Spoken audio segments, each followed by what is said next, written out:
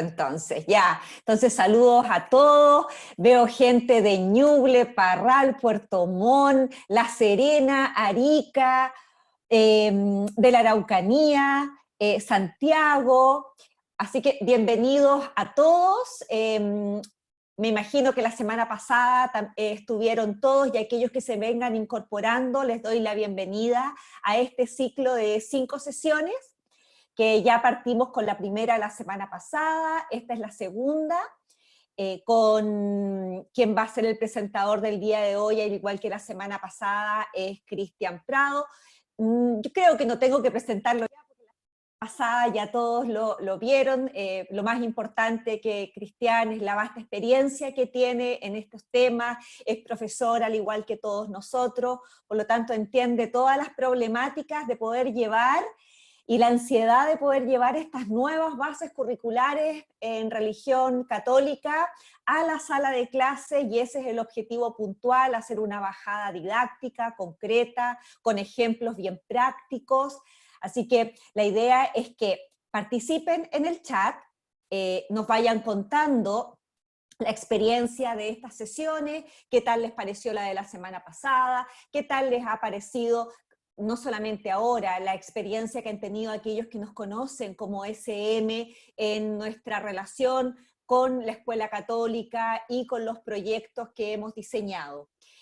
También les recuerdo que el video de la semana pasada está tanto en la página de YouTube de Grupo SM Chile, como también la pueden encontrar desde la página de SM Chile, y ustedes acceden y los va a llevar a nuestra casa. En nuestra casa van a poder encontrar el video de la semana pasada y algunas informaciones que vamos subiendo respecto a los mismos temas que estamos conversando acá con respecto a las bases curriculares, y todas las semanas la idea es de ir nutriendo esa página para que puedan encontrar información que les sea relevante para la implementación de estas nuevas bases curriculares. Así que los invito a que visiten nuestra casa, que naveguen en ella, y como les digo, todas las semanas van a poder empezar a ver nueva información y noticias referidas a los temas que estamos hablando el día de hoy.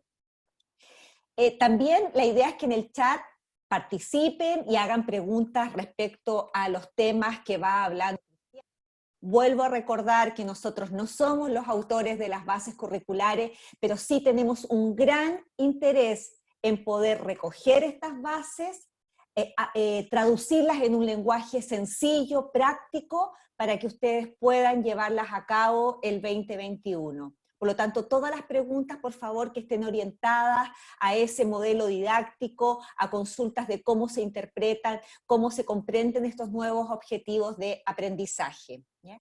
Y no olviden que la evaluación va a estar también al término para que puedan ingresar y hacerla al término de esta sesión. Así que sin más tiempo, los invito, y por ahí debe estar Cristian. ¿Estás por ahí? Sí, ¿Estás aquí por ahí? estoy. Ya, Aquí ahí estoy. estás. Bienvenido, Cristian.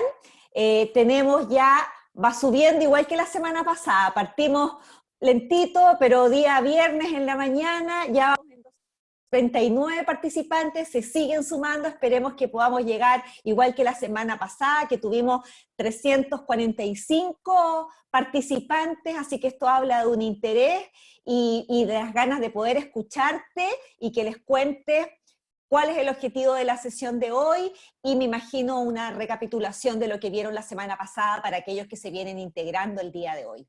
Así que bienvenido y comenzamos. Muchas gracias, Carolina, por la presentación, y gracias a todos los que están de nuevo confiando en lo que SM quiere aportar, en lo que SM quiere colocar al servicio de los profesores y profesoras de religión para este nuevo desafío que son las nuevas bases curriculares, ¿ya? Debo, saludar también a toda la gente de todo Chile, a harta gente del sur, del norte, gente de otros países que están. Ya vemos 250 participantes en este momento y estamos en los primeros 5 minutos, y esperamos que haya tanta gente como la semana pasada, pero no solamente que haya tanta gente, sino que lo que conversemos hoy día realmente le pueda servir para llevar a sus salas de clase. les voy a empezar aquí a compartir mi presentación. Recuerden, hago hincapié en lo que decía Carolina, estas presentaciones van a quedar alojadas en el sitio web de SM, y también ustedes las pueden encontrar a través del canal de SM de YouTube, donde me imagino que también ahí la podrán compartir con algunos colegas que no van a estar hoy día. Algunos aspectos para considerar antes son esas como avisos prácticos, ya que uno hablaría como de la normalización, ¿ya? Cosas muy prácticas que ya lo decía algo Carolina, a favor, apagar los micrófonos mientras se está exponiendo. Si por alguna razón está desde su celular y se le prende el micrófono, vamos a saber todo lo que usted está conversando, qué sé yo, y todas las cosas. Así que tratar de no activarlo. Otro elemento importante es que al final de la sesión, en el 3/4 parte de la sesión, vamos a tener un trabajo en salas separadas, igual que la semana pasada. Al trabajo en salas separadas usted tiene que acceder aceptando el link que le va a aparecer en su pantallita, y no se asuste, no lo va a sacar de aquí, sino que lo va a llevar a una sala donde se va a encontrar con otros colegas de otras partes de Chile, y después automáticamente usted va a ser retornado a la sala principal, así que no tiene que hacer ningún esfuerzo adicional. Aquí, los programas son muy inteligentes, las apps y programas así como Zoom que estamos utilizando ahora, ¿ya? Y el chat que está al lado, utilizarlo sobre todo para presentarse. Algunos de ustedes están diciendo desde dónde nos están siguiendo, y sobre todo formular sus preguntas, algunas de ellas que vamos a intentar responder al final de la exposición, ¿ya? Siempre y cuando el tiempo nos acompañe. Hoy día les debo confesar de que estoy un poquito nervioso, porque son hartas las cosas que me gustaría decirles, pero el tiempo siempre es corto y vamos a tratar de optimizarlo al máximo. Bueno, un poco el itinerario. El martes vimos diseños de objetivos de clase, para que usted recuerde. Yo sé que usted sabe esta información, pero siempre es bueno recordarla. Hoy día estamos en las estrategias para la evaluación, en el contexto también como herramientas concretas para la sala de clase. El martes 15 y el martes 22 y el viernes 28 vamos a abordar los 3 ejes de los cuales hablan las bases curriculares, que son persona y sociedad, naturaleza y cultura, y religión y espiritualidad. Ya en la sesión del martes 15 se la recomiendo, la va a dar un colega, editor español, José Lagunas. La sesión del martes 22 la va a dar una gran profesora chilena del sur de Chile, de la Universidad Católica del Maule, Mónica Hernández, y la sesión del viernes 28 la van a terminar conmigo, así que ahí vamos a estar los tres. Este viernes no tenemos clase, 18 de septiembre, entonces pueden quedar en libertad de acción, ya obviamente siempre de una manera muy responsable, haciendo caso al llamado de nuestras autoridades para ojalá fondearnos desde nuestra casa o tratar de celebrar también por este medio.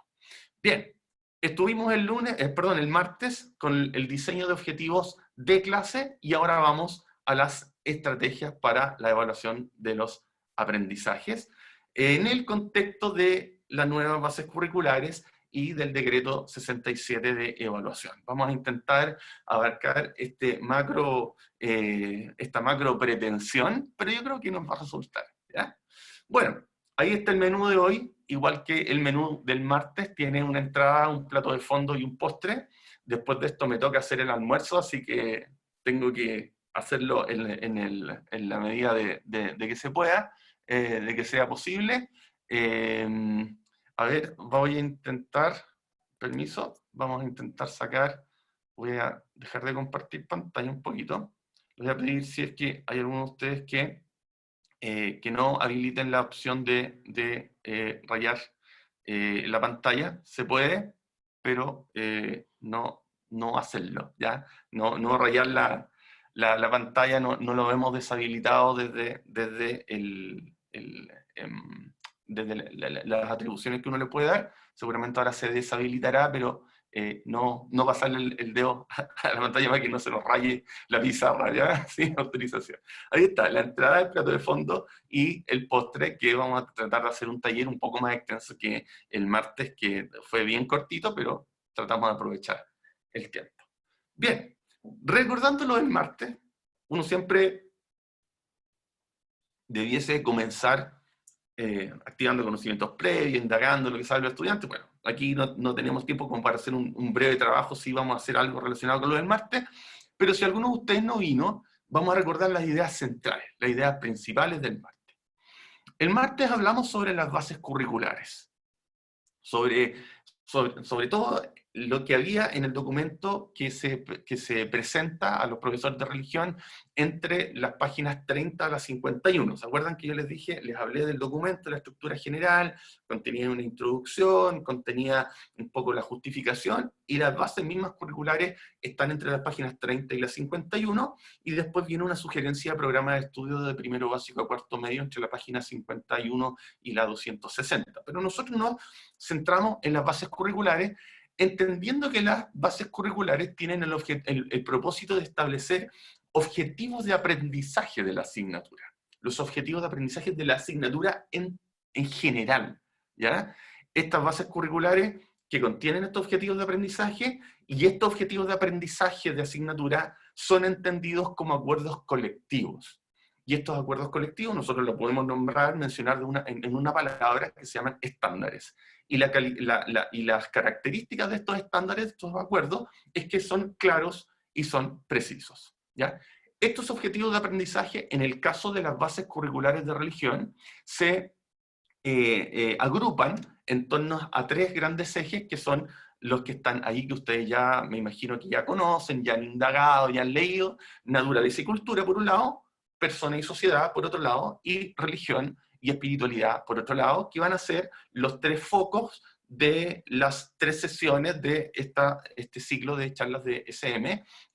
Las que vienen son una en torno a cada uno de esos ejes y cómo poder incorporar cosas en el aula, procedimientos, qué sé yo, y estrategias en torno a cada uno de esos ejes por separado. Bueno, los objetivos de aprendizaje que se plantean para cada curso están en torno a esos tres ejes, y además se suman objetivos de aprendizaje actitudinal a esos tres.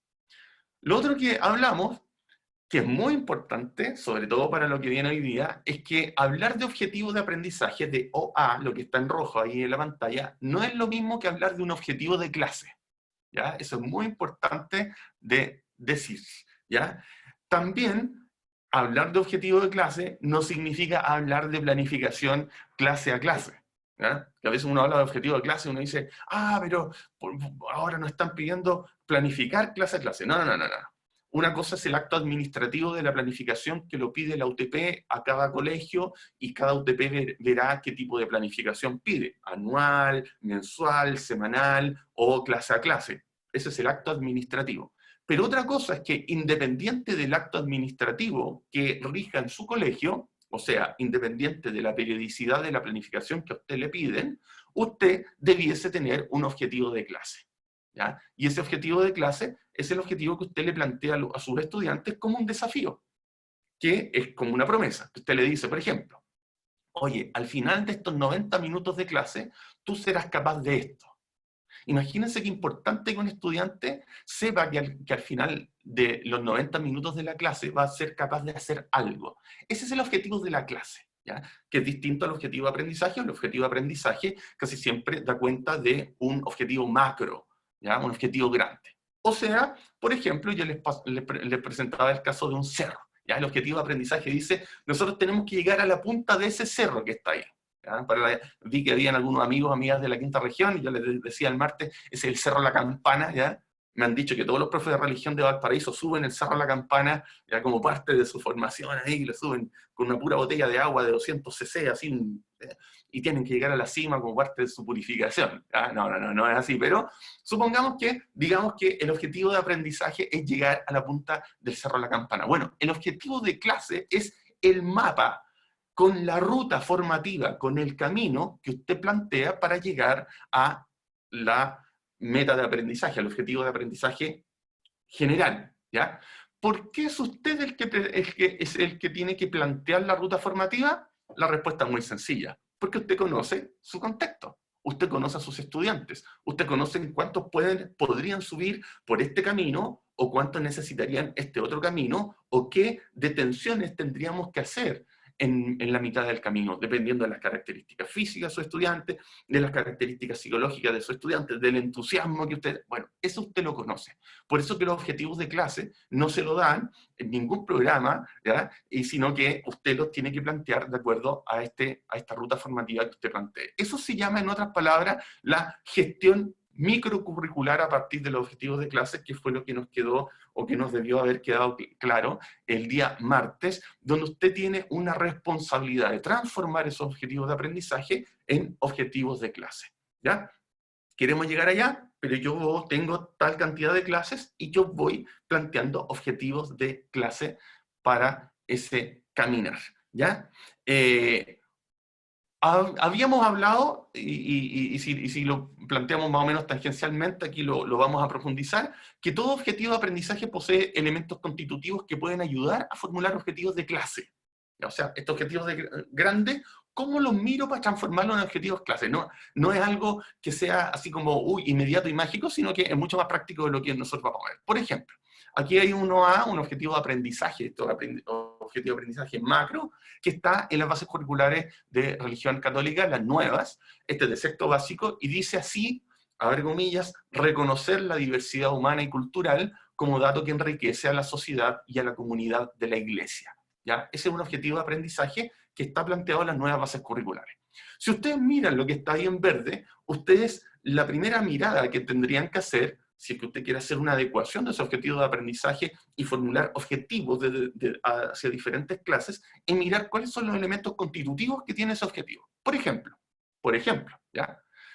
Ahí hay un elemento que habla sobre la diversidad humana, ¿ya? Ahí podemos, en torno al tema de la diversidad humana, plantear un objetivo de clase. Hay otro elemento que habla sobre la diversidad cultural.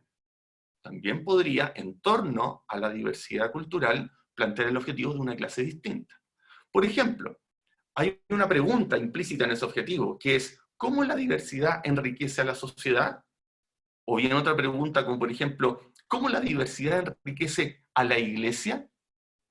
¿No? Ahí hay 4 elementos que se desprenden del objetivo de aprendizaje que está en verde y que se pueden transformar perfectamente en objetivos para cada una de las clases constitutivas de esta unidad, ¿ya? Usted puede algunos de esos elementos que están en rojo abordarlos en una clase o abordarlos en 2 clases o más, dependiendo de la planificación que usted haga de acuerdo al contexto. O bien usted también le puede agregar a esos elementos constitutivos, centrarse en el verbo que está ahí. Por ejemplo, ¿cómo puedo trabajar en los estudiantes la habilidad de reconocer algo? El objetivo de aprendizaje empieza y dice reconocer la diversidad humana y cultural como un dato que enriquece a la sociedad y a la comunidad de la iglesia.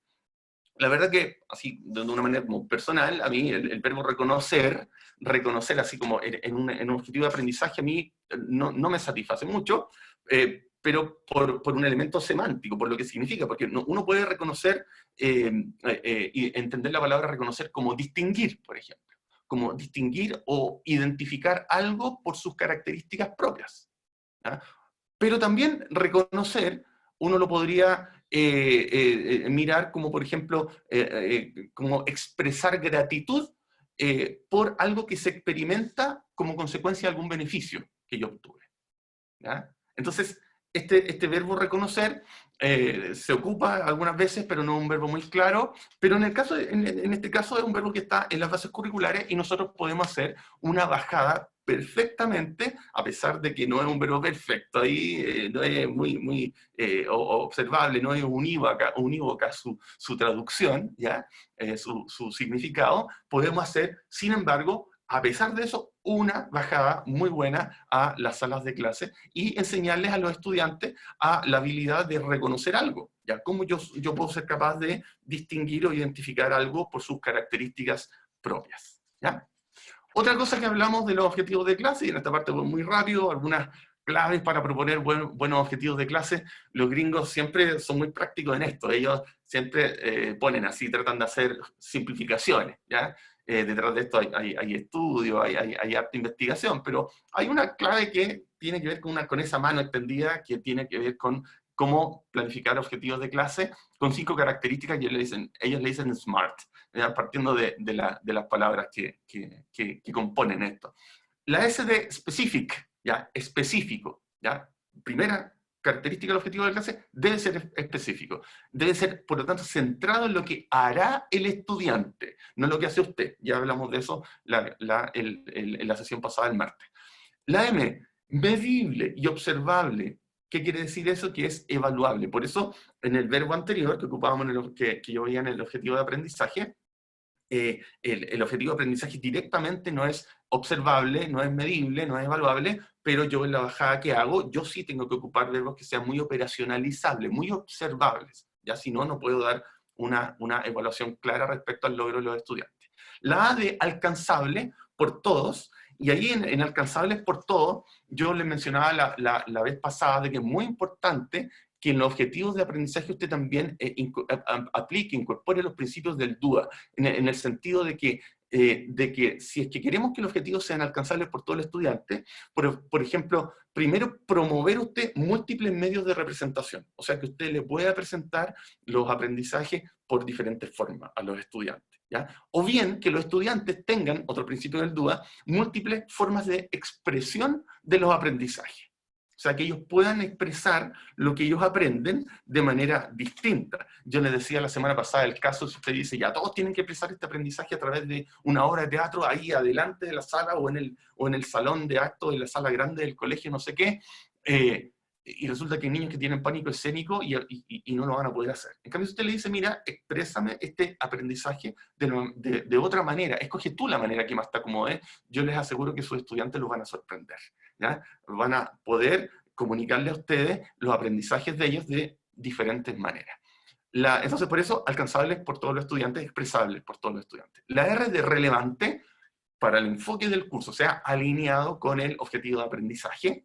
No tienen que haber objetivos de clase que apunten para otra parte, sino que acuérdense que vamos allá a la punta del cerro y tenemos que, nuestro camino tiene que ir para allá, no nos tenemos que desviar porque perdemos tiempo valioso, sobre todo en estos tiempos complicados. Y considerar el tiempo de clase para su logro, o sea, que sean objetivos de clase que se pueden realizar en la clase para la cual yo he diseñado, ¿ya? Y otro elemento que pusimos que para la redacción de los objetivos de clase, hay 3 elementos para la redacción de los mismos. El primer elemento tiene que ver con la audiencia, que esto es optativo ponerlo en la redacción, pero siempre es bueno tenerlo en mente, o sea, quién efectuará la conducta solicitada. El otro elemento que debiese tener un objetivo de aprendizaje es la conducta, ahí está la B de behavior, ¿cierto? Que debe ser una sola, o sea, que debe ser expresado una acción, no 2 acciones. Por ejemplo, casi siempre, yo les decía el martes que los profesores, algunos ponen ya, conocer y comprender. No, ya, conocer y comprender son 2, tiene que tener una conducta. ¿Cómo escojo la conducta? Siempre es la que tiene mayor valor cognitivo, ya expresado en la taxonomía que usted ocupe, la que tiene mayor valor de proceso cognitivo, esa usted ocupe como objetivo de clase, ¿ya?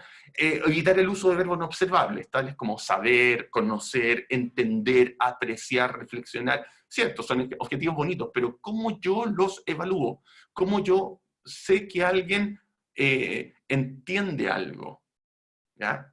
No lo puedo saber, sino que hasta que la persona hace una acción que yo puedo ver, a través de la cual yo infiero que la persona entiende algo.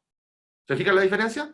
¿Ya? Yo no voy a saber que ustedes entendieron, sino hasta la próxima diapositiva, ahí lo van a ver. ¿Ya? Y el tercer elemento para la redacción de objetivos de clase es el contexto, o sea, poner ahí en el objetivo de clase cuáles son las condiciones, las descripciones, los criterios en los cuales se va a desempeñar la conducta. El ejemplo, ahí hay un ejemplo distinto al de la semana pasada. Al final de la clase el estudiante será capaz de, por ejemplo, explicar con sus recursos, con sus palabras, con sus dibujos, con su acción, con su música, con lo que sea, cómo la Biblia se entendía por la iglesia. ¿Ya? Tenemos la audiencia, el estudiante será capaz de qué cosa, tenemos la conducta, explicar con sus recursos, ¿es observable? Sí, yo puedo observar cuando él explica algo con sus recursos, con su expresión, cuando él hace una paráfrasis, cuando él hace una interpretación, cuando él hace un diálogo distinto de lo que entendió, pero con sus palabras, cuando él incorpora su repertorio lingüístico a esto, ¿ya? Y el contexto, bueno, cómo la Biblia es entendida por la iglesia, ¿ya? Porque yo puedo decir cómo la Biblia es entendida por los no creyentes, cómo la Biblia es entendida por, etcétera, etcétera. ¿Ya? Ahí hay un ejemplo de 3 elementos para la redacción de objetivos de clase. Y, bueno, si quieren rever esto, ya les dijimos dónde están alojadas estas presentaciones para que usted lo vea con mayor calma y lo pueda pausar. Ya, vamos entonces a un ejemplo. Aquí le voy a pedir a Eric que me ayude, vamos a hacer también, igual que el martes, sí o no, solamente para ver que esta primera parte haya quedado más o menos clara. Entonces, voy a plantear ahí un objetivo de clase y ustedes van a decir si es que lo que está ahí planteado podría servir o no como objetivo de clase. ¿Ya? ¿Estamos? Preparen. Aquí va el objetivo de clase. ¡Pum! Ahí va. Dice el objetivo así. Establecer, al final de la clase, ya el estudiante será capaz de, entre comillas, establecer diferencias y similitudes entre la Biblia y otros textos antiguos desde una perspectiva literaria. ¿Ya? Entonces, vamos a empezar la votación a la cuenta de 3, 2, 1, vamos con la votación. A ver, los más de 300 participantes que están aquí están empezando a votar, ¿Servirá como objetivo de clase ese? Mírelo bien. Ay, ay, ay. Está la votación, está peleada, fíjense. Vamos a dar 10 segundos más. 10, 9, 8, 7, 6, 5, 4, 3, 2, 1 y tiempo. ¿Ya? A ver, el 67% de ustedes votaron. Uy, mira, la votación señala que a la pregunta, a la opción sí, de que este objetivo podría ser utilizado como objetivo de clase, un 47% de ustedes dijeron que sí, o sea, 101 personas dijeron que sí. Ya votó solamente el 67%, no votó el 100%, hay algunos que no votaron, algo pasó por ahí. ¿Ya? Y dijeron que no podía ser ocupado como objetivo de clase un 53%. Uy, van a tener que estudiar más, chicos, porque efectivamente, ahí están los resultados, ¿cierto? Porque efectivamente, ¿saben qué? Este objetivo sí puede ser utilizado como objetivo de clase, ¿ya? Porque cuando yo hablo de establecer diferencias y similitudes, yo estoy hablando de comparar, ¿ya? Y tengo ahí una acción medible, que es una acción. Establecer diferencias y similitudes no son dos verbos distintos, sino que una sola, ¿ya? Este objetivo era capciosa, era una pregunta capciosa, absolutamente. Algunos de ustedes pisaron el palito, ¿ya? No hay dos acciones, sino que establecer diferencias y similitudes es una sola, y que es comparar, ¿cierto?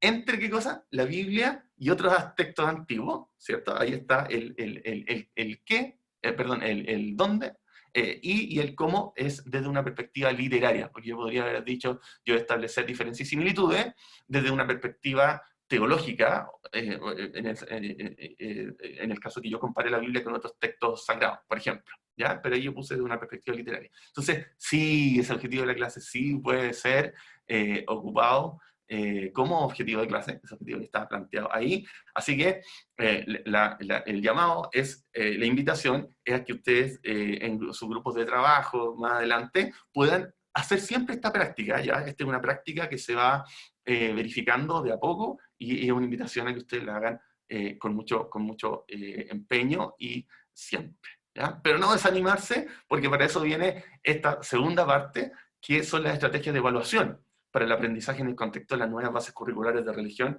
y el decreto 67. ¿Y por qué razón me tomé tanto para lo anterior? Por una razón muy simple. Porque no existe una buena estrategia de evaluación o un buen procedimiento de evaluación si no existe un buen objetivo de aprendizaje. Eso es ley. ¿ya? Eso tiene que quedar muy claro. Si tus objetivos de clase son claros, precisos y de acuerdo a los criterios que vimos, tu evaluación va a ser muy fácil de plantear, ¿ya? Así que ahí tienes que estar muy atento, muy atenta a tus objetivos de clase para que después no te sorprenda. ¿Qué vamos a hacer en este breve momento? Vamos a mirar primero el contexto de la evaluación en Chile, vamos a plantear evaluaciones alineadas con los objetivos de clase y vamos a intentar ver los criterios, cómo yo puedo plantear evaluaciones alineadas con los objetivos de clase. Vamos a ver cómo puedo utilizar y formular indicadores de evaluación para mis objetivos de clase que yo planteo en tu clase, en tu contexto, en tu colegio, y vamos a echar una mirada muy rápida a procedimientos e instrumentos para la evaluación. Y cuando digo mirada, es definitivamente una mirada. Ya vamos a mirarlo nomás, ya ni siquiera nos vamos a observar. ¿Ya? Entonces, vamos al contexto de la evaluación, que esto es re importante tenerlo en consideración, porque no estamos en cualquier contexto evaluativo. Si este webinario lo hubiésemos tenido en el año pasado, en esta fecha, quizás hubiésemos estado hablando de otras cosas, pero el contexto es distinto. Primer elemento contextual, importante para tener en consideración. Eso que está ahí abajo a la derecha, y abajo en la parte inferior derecha de su pantalla, lleno de timbres, y lleno de cosas de recibo, qué sé yo, ese es el famoso decreto 67, bueno, la tapa, porque tiene hartas páginas, ¿ya? Pero nuestro marco evaluativo en este momento es el decreto 67 de evaluación, promulgado en diciembre del año 2018 y que ya entró en vigencia en el mes de marzo de este año, ¿ya? Este decreto de evaluación es una deuda que teníamos respecto a cuando entró en vigencia la ley 20.370 de la Ley General de Educación en el año 2009, ¿ya? Se planteaba dentro de la Ley General de Educación, la necesidad de alinear la evaluación a el espíritu de la ley, ¿ya? Entonces había que hacer el reglamento, y el reglamento demoró 9 años en hacerse y 1 año más en implementarse, o sea, 10 años, ¿ya? Pasó. Bueno, hay cosas que pasan de una manera muy lenta y ahí hay un testimonio de eso, ¿cierto? ¿Cuál es el elemento central del decreto 67? Es que entiende la evaluación como parte clave de la enseñanza. Parte clave de la enseñanza, ¿ya? No, y lo voy a repetir en estos momentos de ahora en adelante, no como la finalización, no como lo que hacia lo cual tiende la enseñanza, no como el término, la guinda de la torta de la enseñanza, sino que algo que va dentro de los ingredientes. Es como si tomase la guinda de la torta y lo pusiera en la juguera o en la mezcladora cuando estoy haciendo el bizcocho para la torta. Ya, no va arriba, sino que va adentro. Ahí va, ¿ya? El foco va a estar, por lo tanto, en la evaluación y no en la calificación, ¿ya? El rol principal de la evaluación formativa, de la retroalimentación en la práctica pedagógica. Esas son las ideas centrales de este decreto 67, que estaba en deuda y que ya está vigente desde el mes de marzo a la fecha, ¿ya? Este es nuestro marco legal. La evaluación es entendida así se define directamente en el decreto. Lo que sale allí es palabra del decreto, no es palabra mía, ¿ya? Otro elemento contextual importante. Esto es del 27 de marzo del 2020, un día después de que empezaron las cuarentenas. Ya yo vivo en una comuna que empezó el día anterior, el 26 de marzo, con cuarentena hasta hace poquito, hartos meses, igual me imagino que muchos de ustedes han pasado en cuarentena. Bueno, el día siguiente, el 27 de marzo, a propósito de esto de la pandemia, que nadie sabía qué alcance iba a tener en Chile, el Ministerio de Educación saca un documento que se llama Orientaciones al Sistema Escolar, donde dice literalmente: se recomienda que durante el periodo de trabajo virtual la evaluación sea preferentemente formativa y se integre al proceso de enseñanza-aprendizaje mediante retroalimentación por parte del docente. Ustedes se fijan, hay también se toman elementos del decreto 67 y se relevan, se les da relevancia de nuevo a propósito del nuevo contexto en el cual se iba a estar. En esa semana ya los estudiantes empezaron a no ir a los colegios, ¿ya? Nadie sabía cómo se venía esta cuestión, teníamos los datos desde Europa, no sabíamos acá en Chile cuál iba a ser el efecto de la pandemia. Por lo tanto, en estos dos elementos contextuales, ¿qué es lo que hay? Lo que hay de fondo, un cambio en la cultura evaluativa. Y esto es muy importante porque nosotros, yo me imagino que la mayoría de los más de 300 que estamos acá, de casi 350 participantes, que estamos en este momento mirando este webinario, hemos crecido y nos hemos formado en una cultura evaluativa que que es muy distinta a la cultura evaluativa a la cual propende el decreto 67. La mayoría de nosotros vivimos una cultura evaluativa donde, por ejemplo, el estudiante era sometido a una evaluación, ¿ya? Sometido, la palabra sometido es fuerte, o sea, en la evaluación como que tuviera un rol subyugador, ¿ya? Un rol punitivo, ¿ya? Es como si fuera una herramienta de castigo, una herramienta de sometimiento, ¿ya? Imagínense las evaluaciones como nosotros las veíamos nosotros, eran como los momentos en los cuales se ejercía la venganza del profesor. Profesor, a lo mejor a ustedes le dijeron, ya te voy a ver en la prueba, oh, y uno decía, no, no quiero ir a la prueba, y te dolía la guata, y era como esta cultura evaluativa, y la evaluación entendida como herramienta de castigo, es algo que hay que cambiar, ¿ya? Hay autores como, por ejemplo, dos autores catalanes, Neus San Martí y César Coll, uno de la Autónoma de Barcelona y el otro de la Universidad de Barcelona. Ellos hablan de que hay que mover la cultura evaluativa desde una cultura escolar centrada en la calificación propiamente tal, ¿ya? Donde el momento de la calificación es el momento más importante, y ahí el colegio se detiene y los estudiantes se separan, y es un momento tensionante, y se guarda toda esta evaluación en un secreto, y la evaluación se muestra después solamente el resultado, ¿ya? Y el estudiante ve un número, ¿ya? Entonces, estos autores hablan de que hay que transitar desde esa cultura de la evaluación a la cultura de la enseñanza, a la cultura del aprendizaje, ¿ya? O sea, una cultura de la evaluación como centrada en la calificación, transitar, que el colegio transite de eso a una cultura escolar donde la evaluación es orientada al aprendizaje. Es un cambio cultural, y por esa razón es tan difícil esto no va de un momento a otro, porque incluso los padres de nuestros estudiantes han sido formados en esta cultura evaluativa. Imagínense la típica pregunta en el pasillo del colegio, cuando nos podíamos juntar con los apoderados, y tú te encontrás con tu apoderado que está, hola, ¿cómo está? Hola, ¿cómo le ha ido a mi hija? Más o menos. ¿Por qué? Te dice ella. Porque no le ha ido muy bien. Entonces, ¿qué nota se ha sacado? No, lleva más o menos como un 5 o 6. Y el apoderado dice, oh, un 5 o 6. Imagínense lo potente que es una calificación, de que incluso le damos una connotación casi, que entendemos lo que podríamos, hay un significado compartido en torno a lo que podría significar un 5 o 6.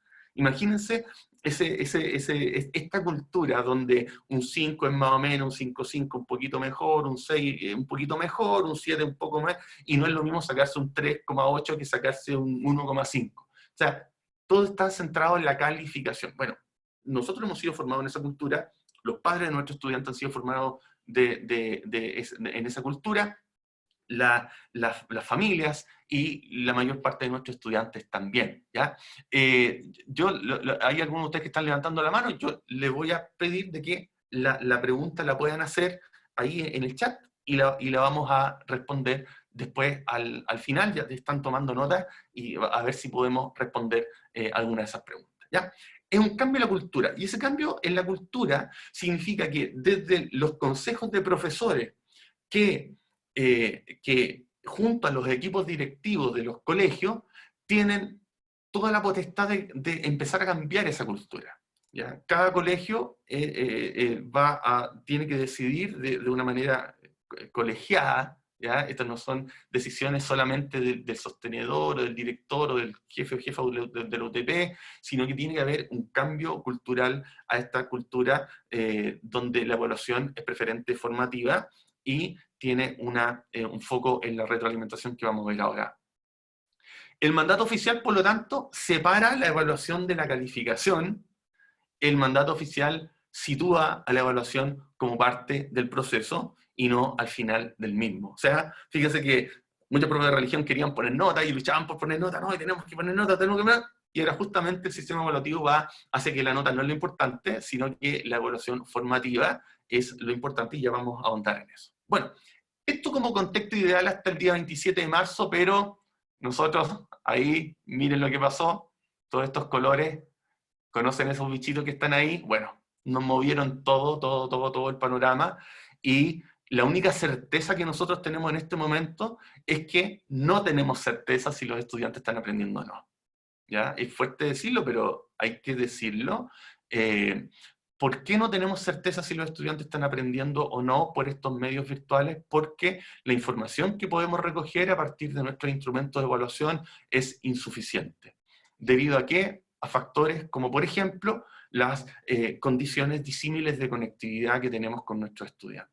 ¿Ya? No podemos asegurar, como uno tiende a asegurar en el colegio, que las condiciones, por ejemplo, de aplicación de una evaluación sean las mismas, siendo que hay muchas diferencias, por ejemplo, en la conectividad. ¿Ya? Bueno, este contexto lo podríamos resumir en una frase, y esta frase es la evaluación para el aprendizaje, que me imagino que muchos de ustedes han escuchado, y el Mineduc está hablando de esto desde el siglo pasado, literalmente, ya desde fines de los años 90, comienzos del 2000, 2000 y tantos. Los autores que yo les citaba antes, San Martí y Cole, son de comienzos del siglo XX, o sea, hace mucho rato que el Mineduc y el sistema escolar chileno está tendiendo a ir hacia la evaluación para el aprendizaje, caracterizado por esto, por situar la evaluación dentro del proceso educativo, que no termina en una nota, que requiere comunicar en qué parte del camino va el estudiante. Piensen en el mapita, en el camino, decirle al estudiante no solamente lo que le falta para llegar a la cima, sino que todo lo que ha logrado. ¿Ya? Ese es el corazón de la evaluación para el aprendizaje, la retroalimentación formativa, que el estudiante sepa, de alguna forma, cómo él ha progresado y cuánto le falta. ¿Ya? Sabemos que cuando tenemos 400 estudiantes es imposible hacerlo para todos, pero en esto siempre uno tiene que comenzar con aquellos que son prioritarios, o sea, con aquellos que necesitan mayor retroalimentación, pero tampoco olvidar a aquellos que, aunque hayan logrado todos los indicadores, uno siempre puede decirle qué cosa puede en qué camino puede seguir para llegar a una mejor perspectiva del valle, desde esa cima del cerro, ¿ya? Que nosotros le hemos indicado. Esta evaluación para el aprendizaje tiene criterios transparentes, o sea, el alumno debe saber con qué vara se le va a medir. O sea, tenemos que compartir con ellos los criterios de evaluación. No a los criterios crípticos, no al secretismo, no a que el estudiante no sepa cómo se le va a evaluar, se le tiene que compartir estos criterios y se le tiene que involucrar a ellos y junto con los docentes en el análisis de los resultados. Si uno viera esto, cómo está reflejado esto ya hace rato en muchos de los documentos que tiene nuestro sistema educativo, podemos mencionar que, por ejemplo, el marco para la buena enseñanza, en el dominio C, que es la enseñanza para el aprendizaje de todos los estudiantes, menciona que las características de una buena enseñanza está centrada en una evaluación, sobre todo con el foco en la retroalimentación formativa, Si nosotros fuéramos a el sistema de evaluación de desempeño profesional docente, a la evaluación docente al nuevo sistema que existe, ¿cierto? En los criterios para la corrección del portafolio, uno, por una parte, puedes ver de que hay criterios que refieren directamente a cómo son planteados las evaluaciones y las retroalimentaciones a las mismas. O sea, los de ustedes que se han evaluado pueden dar fe de eso. Y cuando uno mira los estándares orientadores para la formación docente de los nuevos profesores, que ese es un documento que está rigiendo hace algunos años, sobre todo para las carreras que imparte la universidad que imparte las carreras de pedagogía, hay estándares pedagógicos, y uno de los estándares pedagógicos, si no me equivoco, el estándar pedagógico 6, habla sobre que el estudiante es capaz de conocer, saber, aplicar métodos de evaluación para observar el progreso de los estudiantes y obviamente usar los resultados de los aprendizajes para la práctica pedagógica, o sea, tomar decisiones sobre el aprendizaje a partir de las evaluaciones. O sea, en otras palabras, todo el sistema educativo está yendo hacia la evaluación para el aprendizaje. ¿Cómo plantear una evaluación en estos tiempos? En estos tiempos que vimos en un par de diapositivas atrás, algunas generalidades muy importantes. Primero, ser estratégico, ¿ya? Evaluar lo esencial, lo central y lo necesario. Sobre todo en estos tiempos que hay poco tiempo, ¿eh? Y hay pocos recursos. Uno no tiene, si uno quisiera tener el ideal de que todos los estudiantes tienen un equipo conectado a internet 24/7 y tienen todo el tiempo del mundo, pero no es así. ¿Ya? Esas variables uno las puede manejar cuando está en el colegio, pero en la casa no es así, ¿ya? De hecho, por ejemplo, yo tengo con algunos estudiantes clases a las 12 del día y tenemos que terminar a la 1 porque estudiantes en la universidad, ¿cierto? Que les piden ir a poner la mesa, ¿ya? Entonces, son condiciones distintas. Otra generalidad que es muy importante, plantear instrucciones concisas y claras, ¿ya? Nosotros nunca sabemos si nuestros estudiantes, sobre todo los más chiquititos, van a ser capaces de hacer el trabajo de manera autónoma o van a tener que recibir la mediación de un adulto. Por eso la instrucción tiene que ser muy concisa y muy clara para que también el adulto entienda aquel encargo que usted le quiere plantear al estudiante. Obviamente compartir los criterios de evaluación con los estudiantes. Plantear, esto es muy importante, plantear en la evaluación un encargo, un trabajo, una tarea que sea atractivo para el estudiante, ¿ya? No para ti. A veces uno dice, ya voy a hacer tal cosa y no sé qué, y le voy a plantear, ¿ya? Yo tenía una colega en un colegio que yo quiero mucho, y ella decía, ya, con esta cuestión voy a hacerlo a través de una película, y ella ponía el Karate Kid.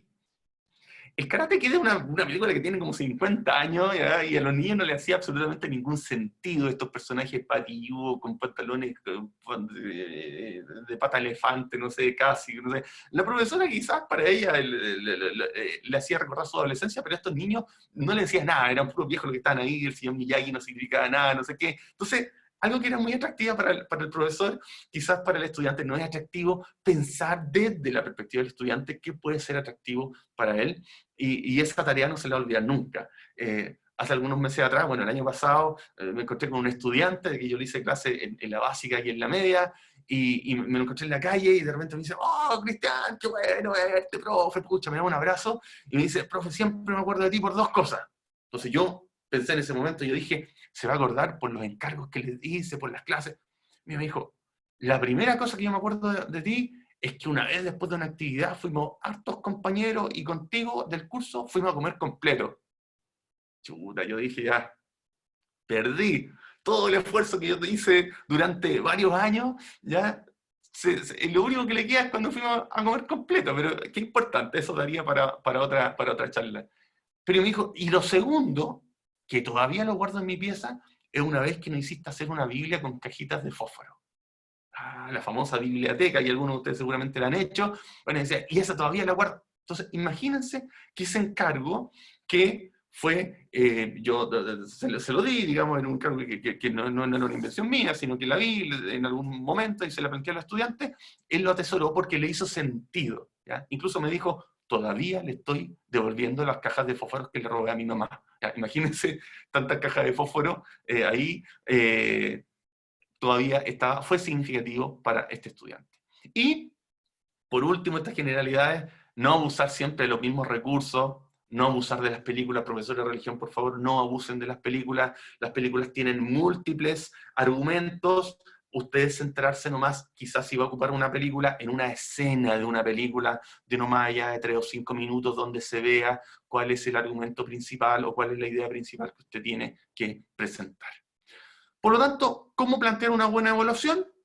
Debe ser esta buena evaluación criterio esencial, debe ser coherente con el proceso cognitivo y con el tipo de conocimiento del objetivo planteado. Este es el aspecto técnico esencial.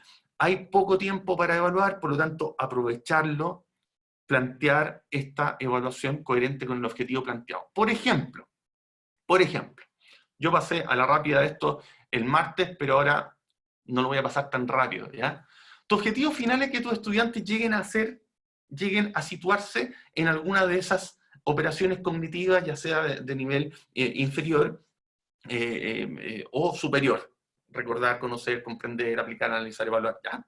Ahora, tú sabes que todo eso, ya sabemos que esos verbos que están ahí, en colores, se ocupan preferentemente el objetivo de aprendizaje, y hay muchas tablas que presentan acciones medibles para alcanzar cada uno de estos niveles. O sea, en otras palabras, hay verbos que son más observables, donde usted puede ocupar esos verbos para plantear objetivos de clase. Sabemos que queremos hacer subir a los estudiantes en esta pirámide. Ese es el primer punto. Pero lo que tenemos que saber es que esa pirámide no es así, no es plana, sino que es una pirámide que está así, o sea, es en 3D. ¿Por qué? Porque Bloom, con Anderson, Glassworth y las otras personas con las cuales se trabaja, con la cual se presenta estas investigaciones, que nosotros desde los años 50 hasta ahora seguimos utilizando, ¿ya? Con algunos cambios, sabemos que estos procesos cognitivos, que lo que está acá, lo que aquí yo les estoy marcando, no se dan en el aire, sino que se dan en un contexto, y esos contextos son los tipos de conocimiento, que son esto que se está marcando en el otro lado. Entonces, por lo tanto, por ejemplo, vamos aquí a dar un ejemplo. En el dominio vamos a centrarnos aquí en el aplicar, en esto, en el proceso cognitivo de aplicar, ¿ya? Aplicar, cuando uno lo cruza con el tipo de conocimiento factual, recuerde que el factual hace referencia a los datos, a datos duros, ¿ya? A datos duros que el alumno recuerda, ¿ya? Uno puede ser capaz de plantear algún objetivo de aprendizaje o algún indicador de evaluación, ya estamos empezando a hablar de los indicadores de evaluación, como, por ejemplo, que el alumno sea capaz, aquí dice, en inglés, responder a preguntas frecuentes, ¿ya? A las preguntas frecuentes que hay siempre sobre un cierto procedimiento.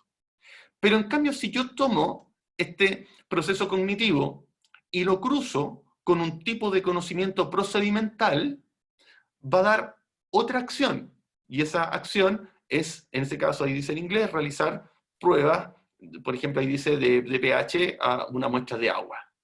Si usted se fija, ¿qué es lo que le quiero decir con esto? Que el mismo proceso cognitivo, cuando se cruza con tipos de conocimiento distintos, se nombra de una manera diferente, ¿ya? Eso es algo que tenemos que hacer, ese cruce. U otro ejemplo, por ejemplo, en evaluar, cuando yo evalúo un tipo de conocimiento factual, aquí, por ejemplo, dice en inglés, comprobar la coherencia entre las fuentes, ¿ya? Chequear la consistencia among sources, ¿ya? Pero si en cambio yo cruzo el proceso cognitivo de evaluar con el tipo de conocimiento procedimental, llego acá, y el nivel cognitivo es un poco mayor, y ahí dice, por ejemplo, juzgar la eficiencia de las técnicas de muestreo, y aquí puede ser en una investigación, ¿ya?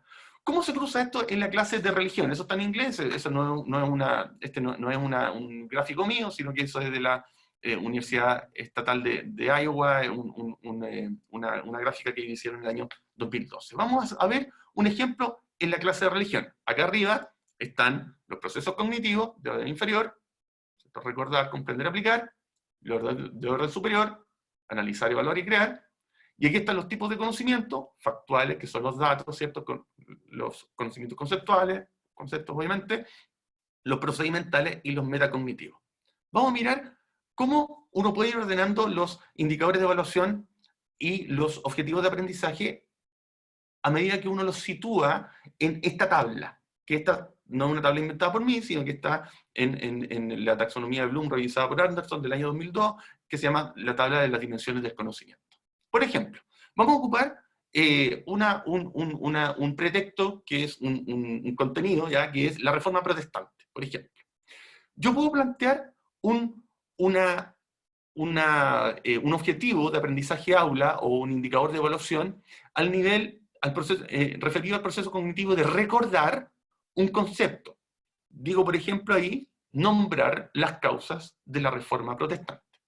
Nombrar, o sea, estoy haciendo que la persona recuerde, ¿qué cosa? Conceptos. Nombrar las causas de la Reforma Protestante.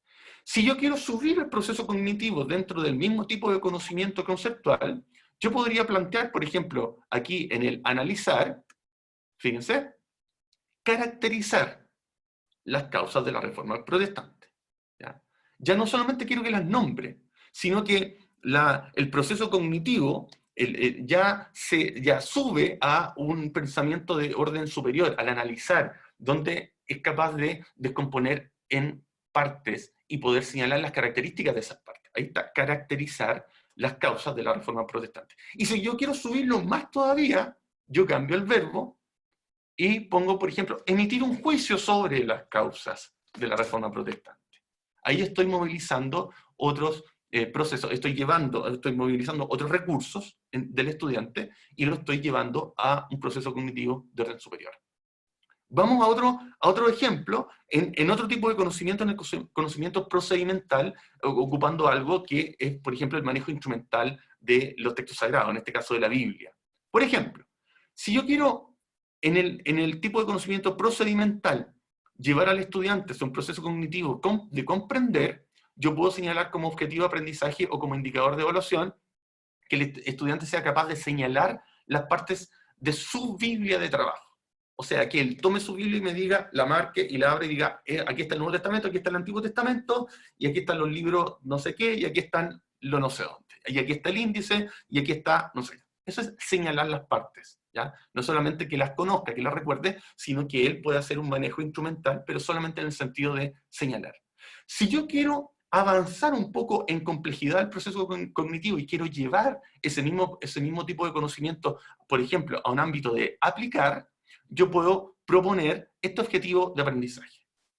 Que el estudiante sea capaz de ubicar citas en una Biblia a partir de datos sobre capítulos y versículos. Se fijan que ya no solamente tiene que señalar en su Biblia cuáles son estos, sino que ubicar citas en una Biblia. ¿A partir de qué cosa? De datos, que en este caso es la cita bíblica abreviada.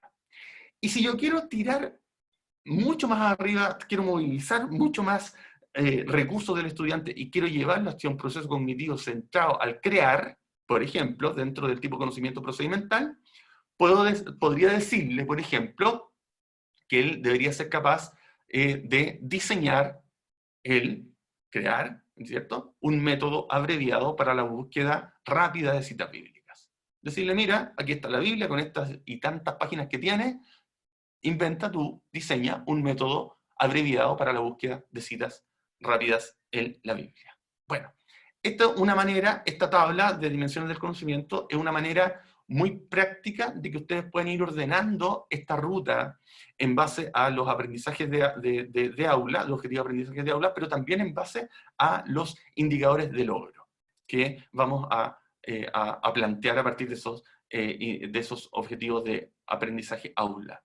Fíjense esto que estoy marcando, esto que está en negro, que está apareciendo acá, es lo que son aquel cuadrante donde uno debería, en el contexto que estamos de pandemia, debería apuntar a nivel de objetivos de aula y a nivel de indicadores de evaluación, ¿ya? O sea, deberíamos situar al menos al estudiante ahí, ¿ya? En procesos cognitivos que tengan referencia al comprender y al aplicar, y en tipos de conocimiento, ojalá lo menos conceptual y factuales, sino que lo más procedimental o metacognitivo, ¿ya? En esos son el cuadrante en el cual, con las herramientas que tenemos en estos momentos, lo podemos hacer. Ya vamos terminando, pero sin antes decir de que cómo podemos formular indicadores de evaluación. Primero, ¿qué son? ¿Cierto? Son estas muestras específicas de los procesos que nosotros esperamos observar en los estudiantes. En el caso de las bases curriculares, están entre la página 52 y las 260 y aparecen más o menos así. Eso que usted ve son el objetivo de aprendizaje en la columna de la izquierda, que ahí dice muy bien, se espera que los estudiantes sean capaces de, ¿ya? Y en la derecha, aquí donde está marcado con esto negro, están los indicadores de evaluación, y que responden a la pregunta que ¿qué es lo que los estudiantes van a ser capaces de mostrar? De mostrar, o sea, son aquellos conductas observables en los estudiantes y que pueden y que van a ser capaces de demostrar a través de la tarea que usted le va a dar. Estos indicadores de evaluación son sugeridos, ¿ya? Por lo tanto se pueden complementar. Usted los puede arreglar, los puede enchular, uno podría decir en chileno, ¿cierto? O contextualizar a su realidad. ¿Ya? En este caso, por ejemplo, el indicador de evaluación en el 2, ahí hay un verbo que no es muy operativo, el verbo comprender, ¿ya? Ese no es un verbo observable, por lo tanto, en estricto rigor, ese indicador de evaluación no nos serviría mucho, tendríamos que cambiar un verbo un poco más observable, ¿ya? Pero bueno, no es que nos sirva ese indicador, sino que nosotros lo tenemos que adecuar a nuestras clases, ¿ya? ¿Cómo se redactan? Se redactan así, en base a un verbo operativo que sea observable, va un objeto, un nivel de exigencia y un contexto. Por ejemplo, dos indicadores de evaluación, que el estudiante selecciona, ahí está el verbo operativo, observable, selecciona el contenido, ¿cuál es? Información confiable, desde diversas fuentes, con precisión y seguridad, ahí está el nivel de exigencia, que sea desde diversas fuentes, con precisión y seguridad, ¿y en qué contexto? Al trabajar con un buscador de Internet, por ejemplo. ¿Ya? Usted en el contexto lo puede cambiar, al trabajar en la biblioteca, al trabajar en la sala, al trabajar, no sé. ¿Ya? Otro indicador de evaluación, ya referido directamente a la asignatura de religión, por ejemplo, analiza, descompone en parte, analizar, ¿cierto? ¿Qué cosa? ¿Cuál es el contenido? El rol de la Iglesia Católica en la recuperación de la democracia, ahí está el contenido. ¿Cuál es el nivel de exigencia? Utilizando datos y testimonios de la época, puede ir a revistas, puede ir a diarios de la época, etc. ¿Y en qué contexto, por ejemplo? Frente a la clase. ¿Ya? O usted puede darle un contexto distinto a través de una cápsula audiovisual o, no sé, o a través de una grabación que le mande por WhatsApp o a través de una presentación frente al colegio, no sé. Ahí usted ve el contexto en el cual quiere que su estudiante demuestre su aprendizaje. Bueno, solamente una palabra respecto a los procedimientos para ir al trabajo de hoy. Este cuadrante es muy ilustrativo respecto hacia dónde tiene que ir nuestra evaluación. Hay cuatro indicadores: norte, sur, este y oeste, 4 puntos, ¿cierto? Hay desde una evaluación que va desde un contexto real, que es realizar un contexto real, a una que va a un contexto artificial, una evaluación que está cercana al entorno inmediato, a lo que el estudiante ve acá, o a la proximidad de la comunidad social extendida. En el cuadrante 1 están las evaluaciones, así como las evaluaciones tradicionales que uno entiende, como las pruebas escritas, estas pruebas memorísticas, teóricas, ¿ya? Donde le preguntamos casos que nunca van a hacer, que el estudiante no tiene mucha cercanía a eso. Bueno, la idea es avanzar del cuadrante 1 al cuadrante 4, donde las evaluaciones sean más cercanas a la proximidad a la comunidad social y al contexto real. Y ahí están dos conceptos que ustedes han escuchado mucho: aprendizaje basado en problemas, aprendizaje basado en proyectos, y que tiene relación con la evaluación auténtica. Y yo les paso el dato aquí que en el mismo canal de SM hay unas muy bueas exposiciones sobre aprendizaje basado en proyectos, y esto ustedes lo pueden ver en el canal de YouTube de Grupo SM Chile, algunos expositores españoles y otros españoles yo creo que he visto, donde hay muy buenas exposiciones sobre esto. Yo les invito a que los vean y ahí van a tener una idea mucho más acabada de esto. Los instrumentos de evaluación, que también son procedimientos de evaluación, hay una mirada general. Sin embargo, ¿cuáles son las que más recursos movilizan en los estudiantes? En el sentido, ¿cuáles son aquellas tareas de evaluación que pueden ser más cercanas a los estudiantes? Son estas que estoy señalando en este óvalo, estas situaciones de desempeño, o a través de tareas que se registran por medio de listas de cotejo, escalas de valoración o rúbricas. Pero, por ejemplo, aquí hay portafolios, ensayos, debates, juegos de roles, dramatizaciones, que los estudiantes hagan organizadores, que se presenten estudio de caso. Incluso el estudio de caso quedó dentro, a pesar de que es del tipo de situación de prueba, pero puede estar dentro de las situaciones de desempeño, exposiciones, proyectos, etcétera, etcétera, etcétera, etcétera. Sobre todo lo que están marcados ahí son los instrumentos de evaluación que pueden ser más fácilmente realizables en un contexto como el que nosotros estamos, que es el contexto de pandemia. También no voy a profundizar sobre los instrumentos de evaluación, porque cada uno de esos es objeto de una exposición distinta. Bien, vamos entonces al trabajo de hoy, y para el trabajo de hoy vamos a dar el doble del tiempo. Ahí está el almuerzo, porque el almuerzo se acerca, pero ya tenemos los ingredientes para que nosotros podamos hacer un buen trabajo, y el trabajo es el siguiente. Atención, vamos a hacer este trabajo en grupos automáticos de Zoom. Recuerde que le va a salir en su pantallita y dice ir a la sala, y usted tiene que hacerle clic y lo va a redireccionar a una sala donde se va a encontrar con otros colegas de otras partes de Chile, y después va a volver automáticamente a esta sala. Así que, por favor, ingrese a la sala. ¿Ya? Aunque seamos 300, más de 300 participantes, vamos a tener salas para todos, así que no se preocupen. ¿Cuál es el encargo? Fíjense lo siguiente.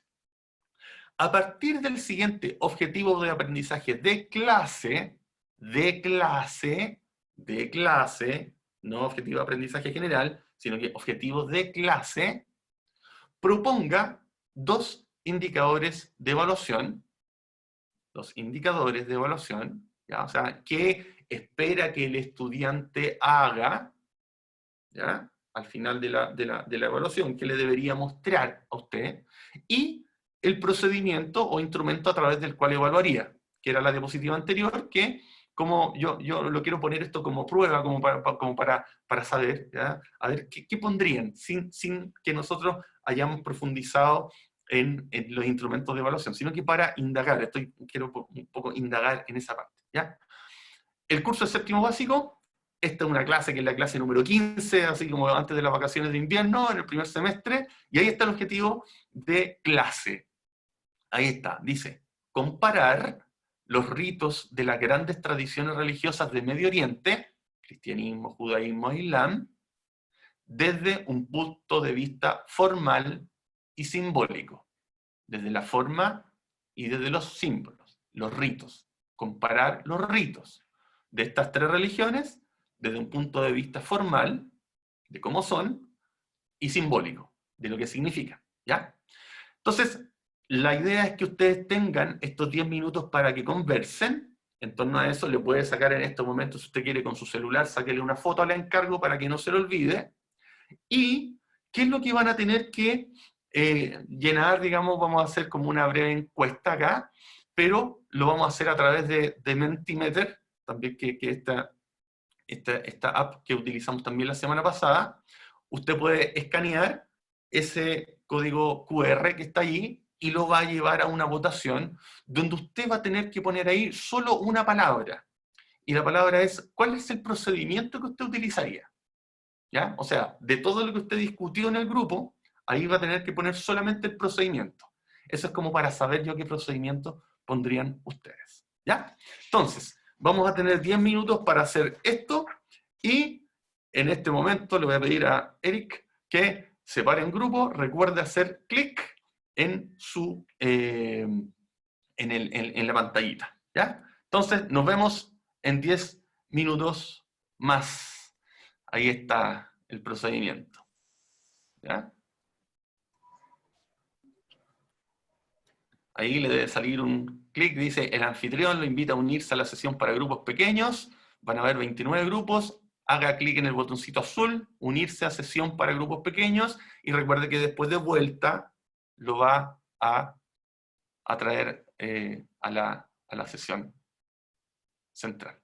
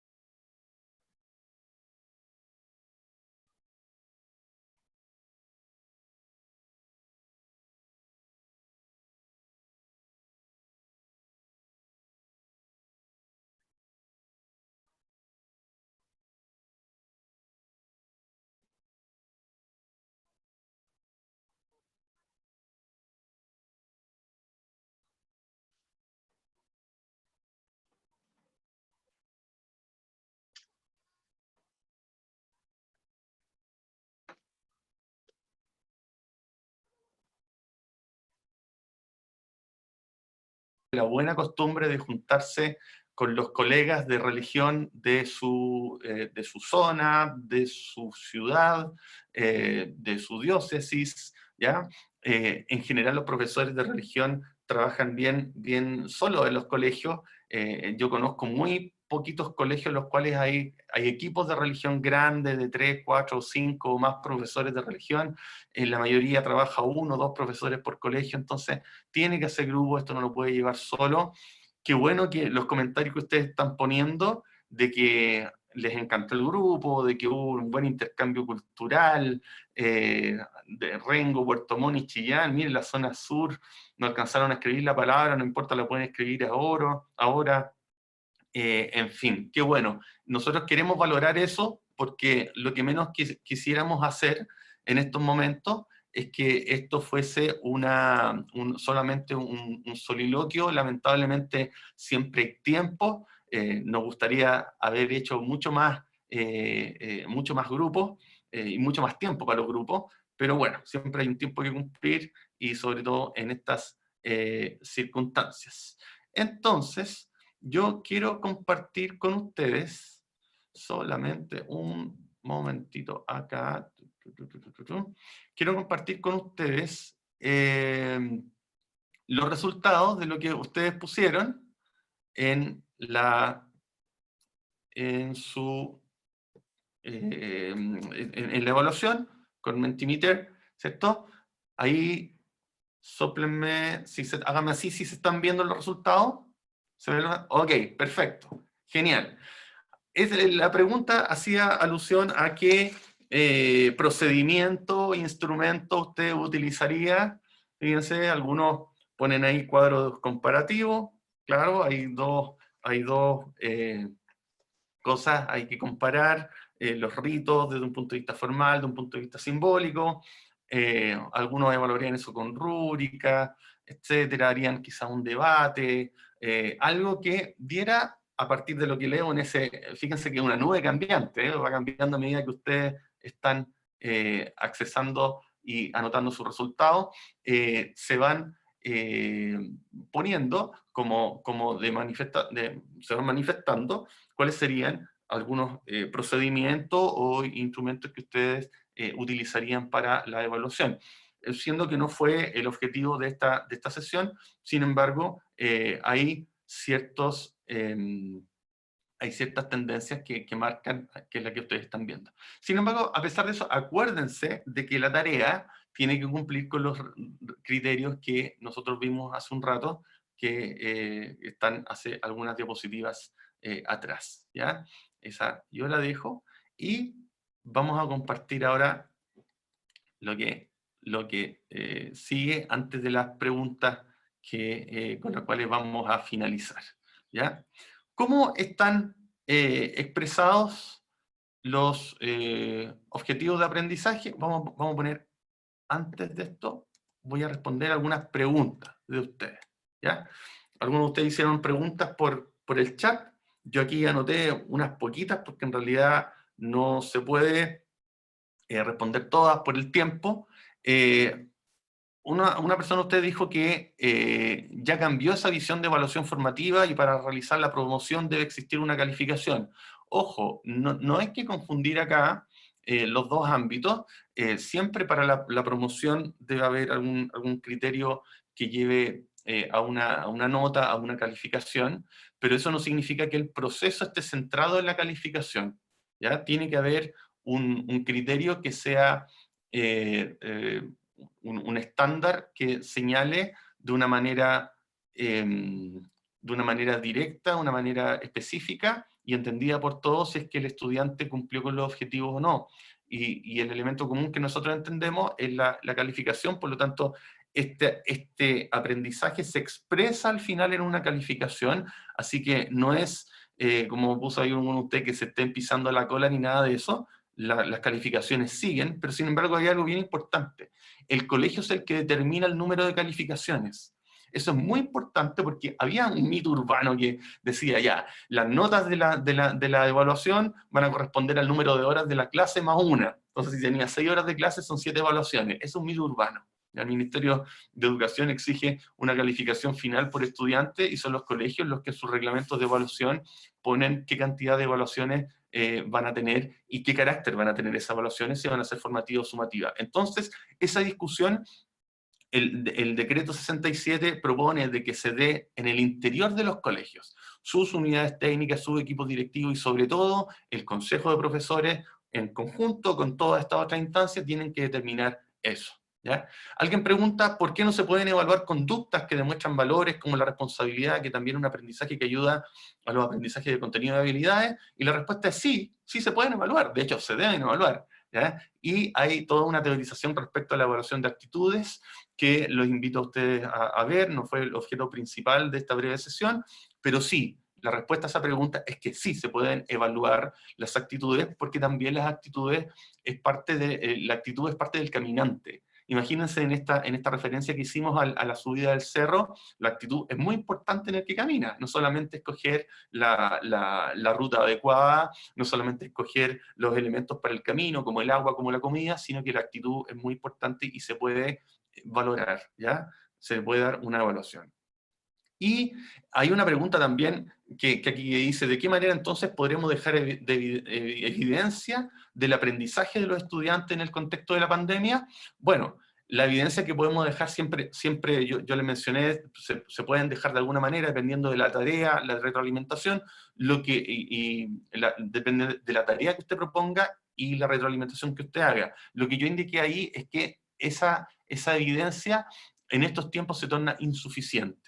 ¿Ya? Es insuficiente porque no podemos nosotros manejar todas las variables de evaluación y que tiene que ver con también un comentario que ustedes habían dicho, comentario pregunta, de que cómo podemos evaluar a los alumnos que no se pueden conectar en el horario indicado porque no tienen el computador en ese momento. Bueno, ahí la tarea evaluativa de usted tiene que plantearse de tal manera que el alumno la pueda realizar quizás sin una conexión directa con usted. Por ejemplo, que él pueda hacer una tarea con elementos que tiene en su casa, en el contexto que tiene en su casa o cerca de su casa, ¿ya? Que él pueda desarrollar algún tipo de tarea con lo que él tiene ahí. ¿Ya? Ahí está el tipo de tarea que usted le encargue, pensarlo desde la perspectiva del estudiante, no solamente una tarea entretenida, significativa para él, sino que también sea una tarea que él pueda realizar en el contexto de su casa. En el contexto de lo que, por ejemplo, si usted le dice, no sé, ya salga al patio y mire los árboles, yo estaría frito con eso porque yo vivo en departamento, entonces no tengo ni patio ni árboles, los árboles los puedo mirar de lejos, ¿ya? Entonces no tengo. Entonces, cuidar esos contextos, sobre todo para los estudiantes que no se pueden conectar. Y también entender de que la evaluación no siempre tiene que ser presencial. Una tarea, un encargo de evaluación puede ser que el estudiante lo desarrolle de manera autónoma, pero usted necesita indagar respecto a lo que el alumno, a lo que el estudiante no googlee, ¿ya? O sea, lo realmente enseñable y lo evaluable es aquello que el estudiante, en estos momentos especiales, ¿cierto? Y siempre, bueno, es aquello que el estudiante no puede encontrar en Google. Si el estudiante lo puede encontrar en Google, no, pero usted evalúe otros procesos cognitivos que no tengan que ver solamente con el hallar información en Google. Bueno, habían otras preguntas, pero por un tema de tiempo no vamos a alcanzar a responder. Lo que sí les quiero dejar con el bajativo, ¿ya? Dentro de la evaluación hay algo que traen las bases curriculares que son muy lindos, que son las preguntas. Trae un apartado que se llama preguntas esenciales, y esas preguntas esenciales también pueden orientar la evaluación. Ojo, las preguntas esenciales no son preguntas que nosotros les tenemos que hacer a los estudiantes en una prueba, ¿ya? Eso es muy importante, y de eso, bueno, uno podría decir, hacerse la pregunta, ¿podremos conseguir aprendizajes de alto valor cognitivo a través de preguntas?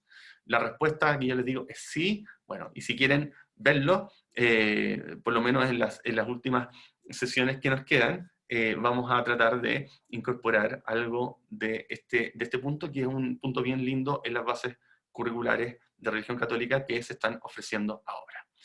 Les quiero dar las gracias desde esta parte de la pantalla hacia allá, les escribo ahí muchas gracias, e invitarlos para que puedan seguirnos en los webinarios que siguen, ya sea el próximo martes, el martes de ya ni me acuerdo la fecha, 15. martes 15, martes 22 y el viernes 28 de septiembre. Que pasen unas muy buenas fiestas patrias y Carolina, quedas tú a cargo. Muchas gracias, Cristian.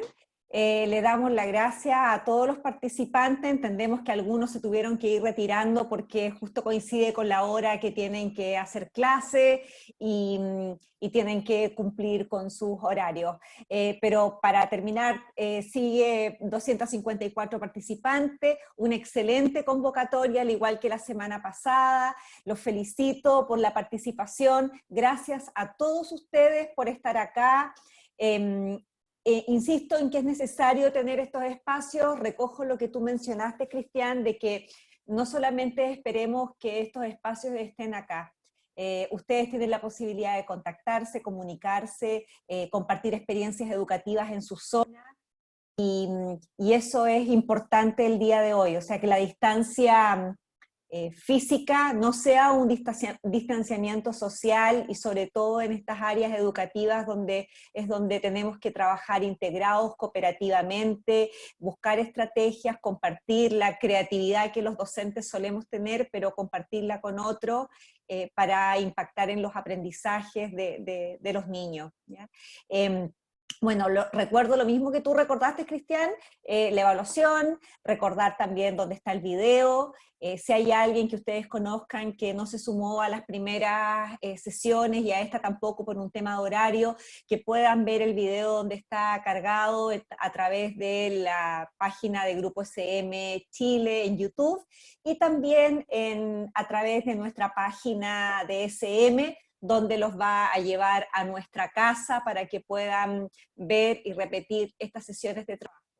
Hemos transitado desde los análisis de los objetivos de aprendizaje, desde la planificación y hoy día la evaluación, que es un ámbito relevante dentro del proceso, y los esperamos el próximo martes 15 a la misma hora en el mismo canal, y por favor participen, y los esperamos acá para poder seguir compartiendo. Así que un gusto estar con ustedes y hasta la próxima semana. Me despido ahí, Noelia, Nancy, Anita, Patricia, Cristina, Bruno, Karin, Edita, Elizabeth, Piangela.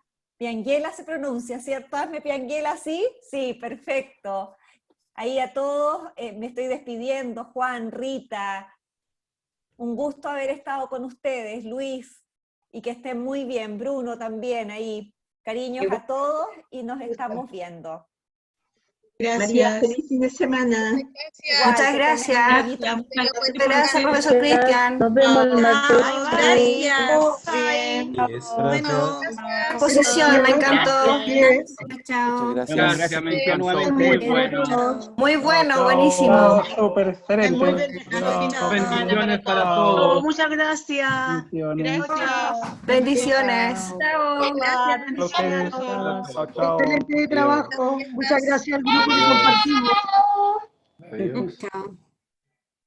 Chao, chao. Chao, gracias por todos. Gracias. Gracias.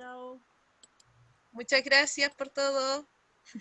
Lindo fin de semana. Chao, Cristian. Gracias. Gracias, Cristian. Gracias, Cristian. Nunca me escuché, muy mal sonido. Felicitaciones. Feliz, chao. Buen fin de semana. Excelente taller. Sí, Díganme bendecido. cómo salgo, por favor. No Bendecido. puedo salir de la página. Después que se apague nomás. Ah, ya, gracias. Ya, gracias. Yo tampoco Ya, sé no hay tanto, no lo problema. tampoco